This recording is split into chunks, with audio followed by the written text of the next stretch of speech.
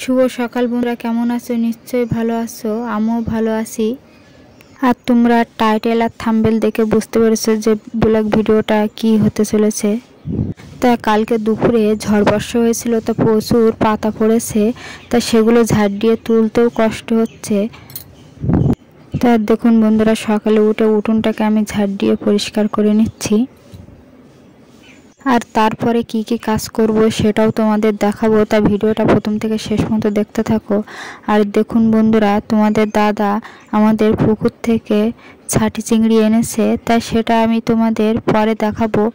এখন ঝাড়টা দিয়ে নিয়ে তারপরে তোমাদের দেখাবো, তাই ভিডিওটা প্রথম থেকে শেষ পর্যন্ত দেখতে থাকো। আর দেখুন বন্ধুরা, কত বড় একটা গামলিতে প্রায় মাথা ভরে গেছে। আর এইদিকে আমি কি চাল বলুন তো, এটা আলো চাল সিদ্ধ করে নিচ্ছি নুন দিয়ে।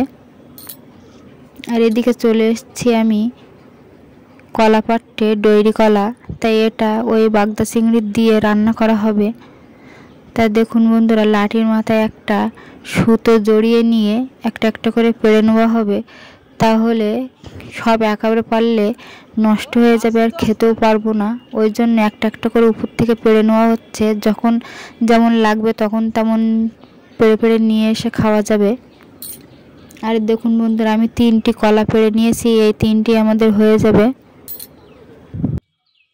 আমাদের গ্রাম অঞ্চলে মাঠ ঘাট থেকে সবজি সব রকমই কুড়িয়ে আনলে পাওয়া যায়। আর দেখুন বন্ধুরা, কলার সঙ্গে আর বাগদা চিংড়ির সাথে কি কি মশলা দিয়ে রান্না করব, শুকনো লঙ্কা, রসুন আর জিরে নিয়েছি, এগুলো বেটে নেব।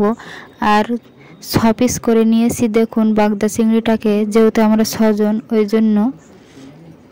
আর এদিকে একটু পেঁয়াজ, ধনিয়া পাতা আর একটা টমেটো নিয়েছি। তা দেখুন বন্ধুরা, মশলাটাকে আমি সুন্দর করে বেটে নিয়ে এদিকে রান্না করতে বসে গেছি।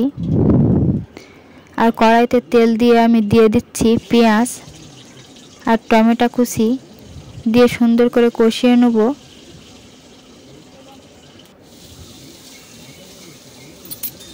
আর অনেকে আমার ভিডিও দেখো কিন্তু সাবস্ক্রাইব করো না। যদি আমার ভিডিও দেখে তোমরা সাবস্ক্রাইব করো তাহলে আমারও ভালো লাগে একটু ভিডিও বানাতে।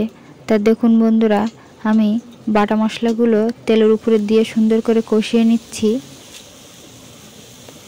জিরে, লঙ্কা, রসুন বাটা ছিল মশলার সঙ্গে, তাই এই দিকে আমি বাগদা চিংড়িটাকে দিয়ে দিচ্ছি, দিয়ে সুন্দর করে মশলার সঙ্গে কষিয়ে নিলে টেস্টি হবে।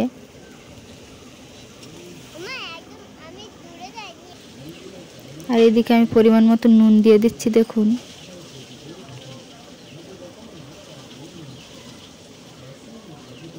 আর দিয়ে দেবো পরিমাণ মতন হলুদ। নুন হলুদ দিয়ে মশলার সঙ্গে সুন্দর করে বাগদা চিংড়িটাকে কষিয়ে নিচ্ছি। আর এদিকে কেটে ধুয়ে রাখা ডৈরি কলাগুলো আমি দিয়ে দিচ্ছি দেখুন। দিয়ে বাগদা চিংড়ির সঙ্গে মশলার সঙ্গে সুন্দর করে কলাটাকে কষিয়ে নিয়ে দিয়ে দেবো কুচিয়ে রাখা ধনিয়া পাতা। তার তেলের উপরে ধনিয়া পাতাটা দিলে ধনিয়া পাতার যে সেন্টটা, সেই সেন্টটা থাকে না, ওই জন্য আমি কষানোর সময়ই দেই, তেলের উপরে ধনিয়া পাতাটা দেই না।